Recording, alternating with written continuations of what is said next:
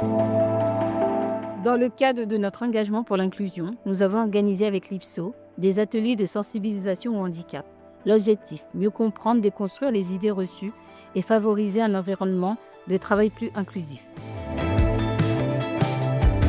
C'est important de venir vous sensibiliser directement en entreprise parce que ça nous permet de répondre à vos problématiques qui vous touchent personnellement. Et ça permet aussi de parler de compensation parce que souvent on parle des difficultés, mais ce qui est important c'est aussi de montrer qu'une difficulté peut avoir une solution et on peut arriver à de grandes réussites. L'objectif de cette visite au sein de votre entreprise, c'était de pouvoir justement bousculer un petit peu le regard que peuvent avoir les gens sur le handicap, que ce soit la personne elle-même qui est touchée, mais aussi l'employeur qui intègre une personne en situation de handicap ou qui doit gérer justement son maintien dans l'emploi. Je voulais connaître le sens vraiment du mot handicap et de voir tout ce qu'il y avait derrière, tous les défis au quotidien que les gens doivent supporter pour pallier à ça. C'était important de participer à ces ateliers de sensibilisation parce qu'en fait, on peut avoir des collègues handicapés sans le savoir, on peut avoir perso quelqu'un d'handicapé dans sa famille et c'est vrai qu'on ne sait pas forcément ce qu'il ressent. Ce qui m'a le plus marqué lors de ces différents ateliers, c'était vraiment les exercices pratiques.